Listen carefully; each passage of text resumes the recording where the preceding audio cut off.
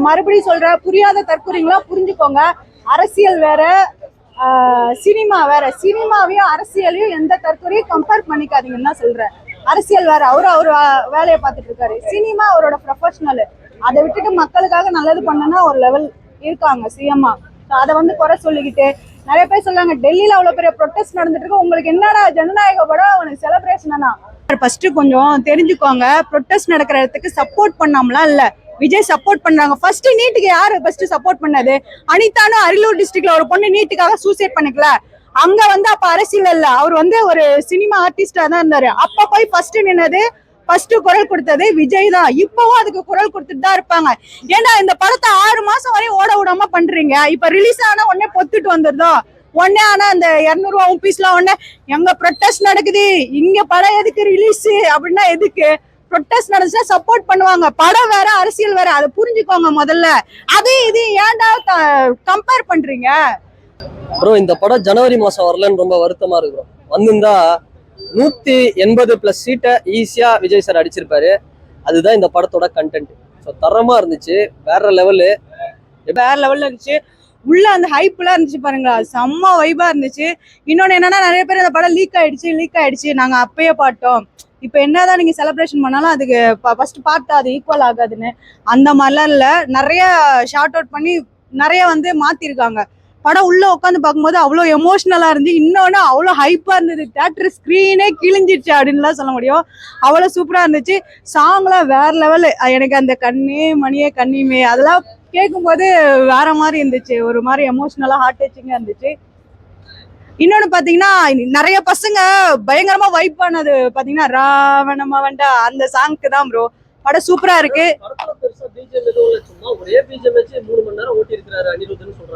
அவன் எவன் சொன்னானா, அவன் தற்குறி வந்து 1ஆம் நம்பர் தற்குறி நாயின்னு நினைக்கிறாரு. அவன் சொன்னா சொல்லிட்டு போறான் ப்ரோ. எவன் என்ன சொன்னா எங்களுக்கு என்ன ப்ரோ? படம் எங்களுக்கு வந்து இது லாஸ்ட் படம், தலைவரோட லாஸ்ட் படம். அப்ப எங்களுக்கு ரொம்ப ஹைப்பா இருக்கும். நாங்க லாஸ்ட் படம் கண்டிப்பா பார்த்தே தான் ஆகணுன்ற மாதிரி ஆடியன்ஸ்லாம் பயங்கர ரெஸ்பான்ஸ் இருந்துச்சு. ஃபுல்லா வந்து டிக்கெட்லாம் ஹவுஸ்ஃபுல், ஒரு இடத்துல கூட புக்கிங்கே இல்லாம இல்ல, ஃபுல் புக்கிங் ப்ரோ. நமக்கு கரெக்டா இருக்கும் ப்ரோ, குழந்தைங்களுக்கு அது செட் ஆகாது. நிறைய பேர் என்னமா சொல்லுவாங்க, இந்த படம் வந்து ஓடாது, வசூல் அடிக்காது, இதெல்லாம் ஒரு படமா அப்படி இப்படி சொல்லுவாங்க. ஒரு சில நாய்ங்கெல்லாம் சொன்னா சொல்லிட்டு போகுது. ஸ்டண்ட் அதெல்லாம் கொஞ்சம் ஹைப்பா இருந்தது ப்ரோ. அந்த ஸ்டண்ட்டுக்கும் பிஜிஎம்க்கும் மியூசிக்கும் பயங்கர ஹைப்பா இருந்தது. அப்படி இருக்கும்போது பாக்குறதுக்கு நல்லா இருக்கும் ப்ரோ, பயங்கர வைப்பா இருக்கும்.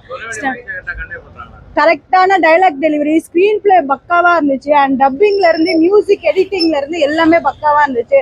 இதுல வந்து எங்கேயுமே லேக் அந்த மாதிரிலாம் கிடையாது. ஃபர்ஸ்ட் ஹாஃபும் சரி, செகண்ட் ஹாஃபும் சரி, பயங்கர ஹைப் தான் இருந்துச்சு. கண்டிப்பா இந்த ஜனநாயக படம் 1000 கோடி அடிக்கும் ப்ரோ, அவார்டு கூட அடிக்கும்.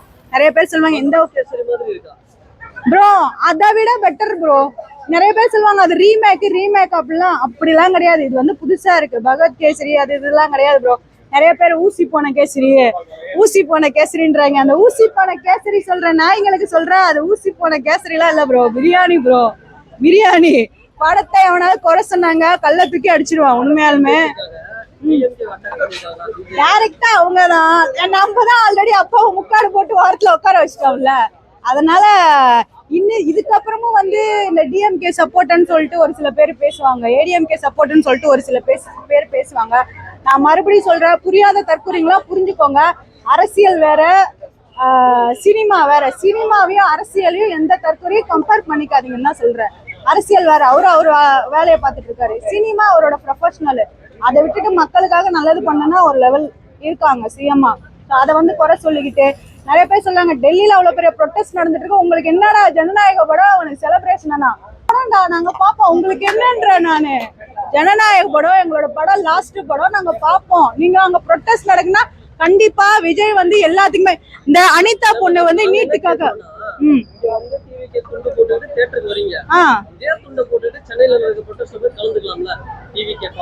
சார் ஃபர்ஸ்ட் கொஞ்சம் தெரிஞ்சுக்கோங்க. ப்ரொட்டஸ்ட் நடக்கிற இடத்துக்கு சப்போர்ட் பண்ணாமலாம் இல்ல, விஜய் சப்போர்ட் பண்றாங்க. ஃபர்ஸ்ட் நீட்டுக்கு யாரு ஃபர்ஸ்ட் சப்போர்ட் பண்ணது?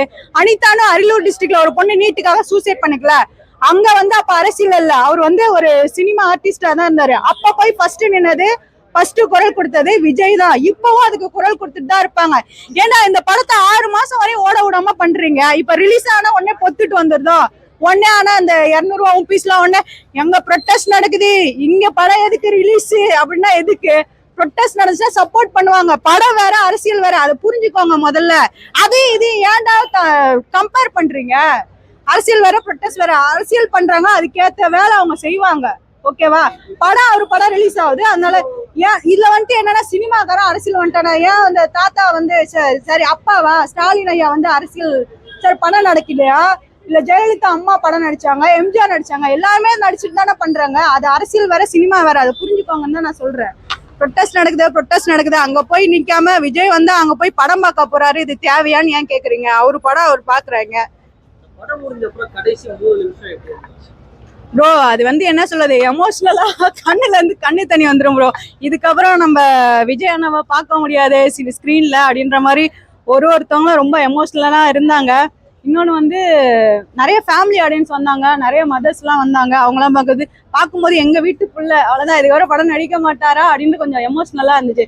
லாஸ்ட் 30 செகண்ட் ஆமா கொஞ்சம் வைலன்ஸ் இருக்கு ப்ரோ. அது வைலன்ஸுக்கும் அந்த பேக்ரவுண்ட் பிஜிஎம் எல்லாத்துமே ஹைப்பா இருந்தனால அது ஓகே. நம்மள மாதிரி பாக்குறவங்க எல்லாத்துக்கும் அது ஹைப்பா இருக்கும். குழந்தைங்களா கூப்பிட்டு வந்தா அது கொஞ்சம் பயந்துருவாங்க, அவ்வளவுதான். மத்தபடி கரெக்டான எல்லாமே பண்ணிருக்காங்க. அந்த படம் ரிலீஸ் ஆகிறதுக்கு எவ்வளவு தடங்கள் என்னன்னா பண்ணாங்க.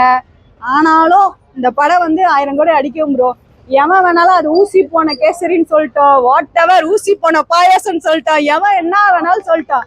ஆனா விஜய் ஃபேன்ஸுக்கு எல்லாத்துக்குமே இந்த படம் வந்து பிரியாணி தான் ப்ரோ. பயங்கர செலிப்ரேஷன் பண்ணுவோம் நாங்க. இன்னமும் வந்து படம் பார்ப்போம், எத்தனை ஷோ வேணாலும் படம் பார்ப்போம். நீங்க வந்து அந்த பக்கம் கூறனா கூவிட்டு இருங்க, வீட்டுல உட்காந்து கூவுங்க, மூலையில உட்காந்து கூவுங்க, எங்க வேணாலும் கூவுங்க, நாங்க படம் பார்ப்போம். இந்த படத்தை பயங்கரமா செலிப்ரேஷன் பண்ணி 1000 கோடி அடிக்க வைப்போம் ப்ரோ. அவார்டே வாங்கும் ப்ரோ இந்த படத்துக்கு. ஏன்னா நம்ம விஜய் வந்துட்டு தமிழ்நாடு மட்டும் இல்ல, state to state, Andhra, Kerala, கர்நாடகான்ட்டு ஃபுல் அண்ட் ஃபுல் எல்லா தேட்டரும் ஹவுஸ்ஃபுல் ப்ரோ. அப்படி இருக்கும்போது எவ்வளோ ஃபேன்ஸ் இருக்காங்க. அவர் வந்து அவ்வளோ வந்து மக்கள் மனசுல அவ்வளோ நினைச்சிருக்காங்க. கண்டிப்பா ப்ரோ ஓவர்டேக் பண்ணிடும். ஏன்னா வந்துட்டு இதுல இன்னொரு விஷயம் என்ன தெரியுமா, பயங்கரமா பங்கமா இருந்தது ப்ரோ. இதுல நிறைய பேர் இந்த படம் வராதுக்கு முன்னாடி சொன்னாங்க. ஆனா எனக்கு பெருமையா இருந்ததுன்னா டைட்டில் கார்டுல ஆனரபிள் சீஃப் மினிஸ்டர் திரு ஜோசப் விஜய் அவர்கள் போட்டாங்க பாரு, வேற லெவல் ஹைப்பா இருந்தது ப்ரோ. அததான் ப்ரோ நாங்க எக்ஸ்பெக்ட் பண்ணோம். அதுக்கு தானே நாங்க அந்த ஒரு பேருக்காக தான் நாங்க உட்காந்து அவ்வளவு தூரம் அந்த படத்தையே பார்த்தோம். ஓகேங்களா? நிறைய பேர் சொன்னாங்க இவர் வந்து சிஎம் ஆக மாட்டாரு, அரசியல் நாகரிகம் தெரியல, அரசியல் எக்ஸ்பீரியன்ஸ் தெரியலன்னு. ஆனா படத்திலேயே போட்டாரு பாரு, நம்மளால சிஎம் விஜய்னு போட்டாங்க பாத்தீங்களா? அப்படியே பயங்கரமா அவ்வளவுதான் முடிச்சு விட்டாங்க ப்ரோ சுத்தமா. ஸோ அதனால படம் வேற லெவல் நல்லா இருக்கு. எவனாவது வந்து இந்த படத்தை வந்து ப்ரோ எத்தனை வாட்டி பார்த்தாலும் சகிக்காது ப்ரோ, அவ்வளவு ஹைப்பா இருக்கு ப்ரோ. எவன் என்ன வேணாலும் நான் டு பி ஹானஸ்டா சொல்லணும்னா, எவனாவது சொல்லுவாங்க இந்த படம் மொக்க, அது இது ரீமேக்கா அப்படி இப்படின்னு சொன்னேன். அவங்களுக்குலாம் ஒரே ஒரு லைன் ஒன்னே ஒன்று சொல்றேன், அவ்வளவுதான் முடிச்சிட்டோம் நாங்க.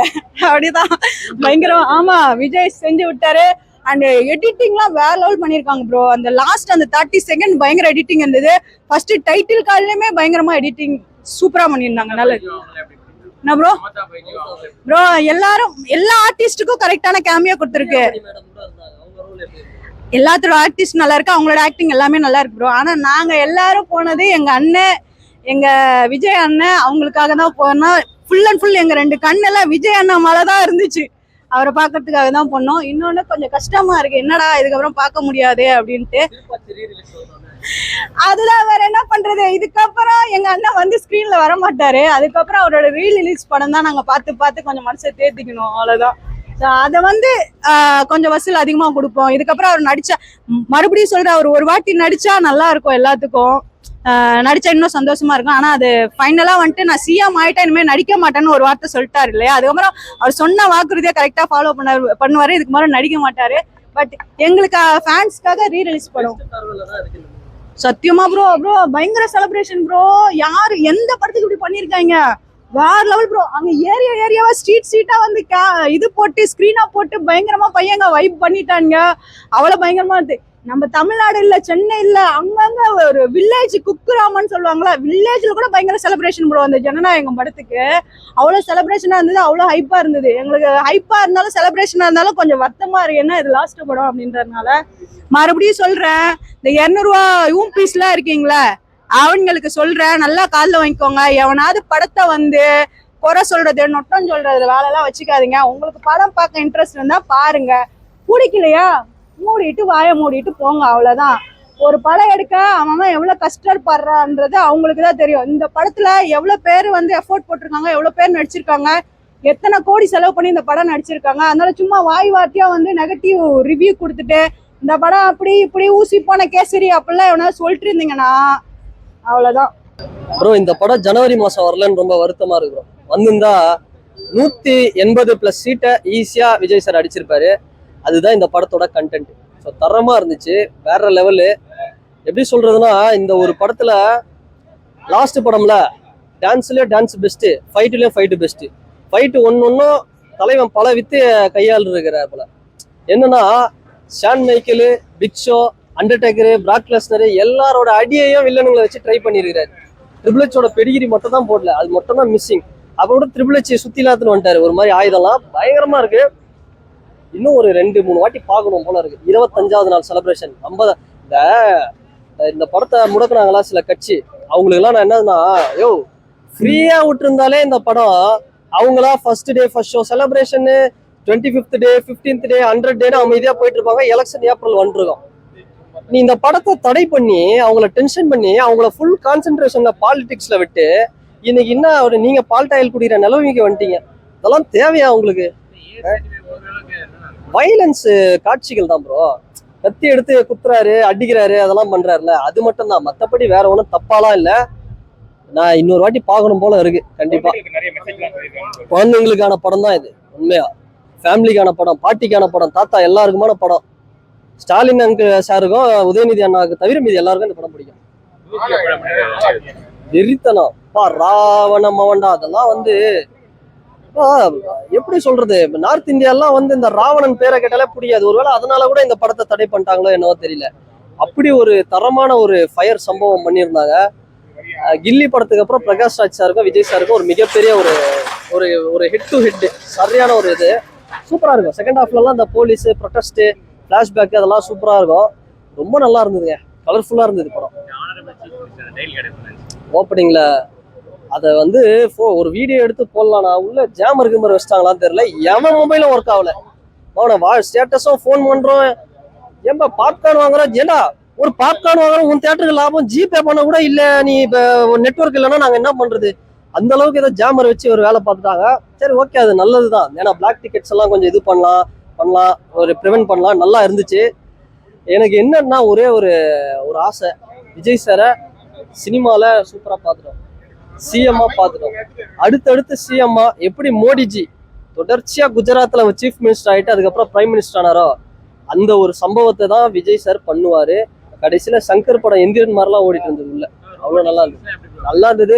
அதை பார்த்துதான் ஏன் 3Dல விட்டுருக்கலாமே, இன்னும் குழந்தைங்களெல்லாம் கவர் பண்ணிருக்கலாமேன்னு யோசிச்சேன். அதுதான் கொஞ்சம் ஒரு சிறிய ஒரு இது பண்ணிட்டாங்க. ஏகேஎஸ் அஜித் சாரோட ரெஃபரன்ஸ் அங்கங்க வச்சிருக்கலாம், அது மட்டும் மிஸ்ஸிங். 3 மணி நேரம் போனதே தெரியல ப்ரோ. ஒரு படமா இருந்தா பரவாயில்ல, கொஞ்ச நேரம் துப்பாக்கி ஓடுது, கொஞ்ச நேரம் மெர்சல் ஓடுது, கொஞ்ச நேரம் ஜில்லா ஓடுது, தெரி ஓடுது, எல்லாமே ஓடுது. அதனால வந்து செம்மையா இருந்தது. டிஃப்ரெண்டா ப்ரோ. என்னன்னா மெசேஜ் சொல்றாங்க இந்த படத்துல. துப்பாக்கியில எப்படி ஒரு தைரியமான ஒரு கான்செப்ட், ஸ்லீப்பர் செல்லை வச்சு ஒரு விஷயத்த காமிச்சாரு, ஸ்லீப்பர் செல்ஸை. அது மாதிரி ஒரு விஷயம் என்னன்னா, இந்த ஜாதி மதத்தை வச்சு எப்படி வந்து இந்த மணிப்பூர் அசாம்லலாம் ஒரு விளையாட்டு விளையாடுறானுங்களா வெஸ்ட் பெங்கால்ல, அந்த ஒரு மேட்டரை ரொம்ப வந்து அழகா ஆணித்தரமா விஜய் சாரு, நீ தமிழ்நாட்டுல வந்து நீ ஜாதி மதத்தை வச்சு அரசியலே பண்ண முடியாதுன்னு கிழிச்சு விட்டாரு. அதனாலதான் இந்த படத்தை தடை பண்ணிட்டானுங்க, வயிற்றுச்சல் குடிச்சு தடை பண்ணிட்டானுங்க. எங்க இந்த மனுஷனை விட்டா ஹீரோ ஆயிடுவாரு, 200 தொகுதியும் ஜெயிச்சிருவாருன்னு தடை பண்ணி விட்டானுங்க. சூப்பர் படம். ஜனவரி வந்திருந்தா 1000 கோடி கலெக்ஷனு, இப்பவும் ஒன்றும் பிரச்சனை இல்லை, 1000 கோடி ஈஸியா அடிங்க இந்த படம். லாஸ்ட்ல வந்து ட்ரிபியூட் கொடுத்துருந்தாங்க. அது வந்து என்னன்னா, அந்த தளபதி வெரியன்ஸ் இருப்பாங்களா, அவங்களுக்குலாம் வந்து கண்டிப்பா கண்ணில் ஒரு ஒரு அழ வர வைக்கும், அது கண்டிப்பா வரும். ஆனா அதெல்லாம் வந்து நம்ம தாங்கிக்கணும். ஏன்னா அதெல்லாம் தாண்டி அந்த மனுஷன் ஒரு சீஃப் மினிஸ்டர் ஆயிட்டாரு, பல மக்களுடைய தலையெழுத்தையே மாத்துறாரு, கண்ணீரை வந்து துடைக்கிறாரு. அப்படின்னும் போது நம்ம அதுக்கெல்லாம் ரெடி ஆயிடணும். ஸோ அதுக்காக வந்து நீங்க கஷ்டமா தான் இருக்கு.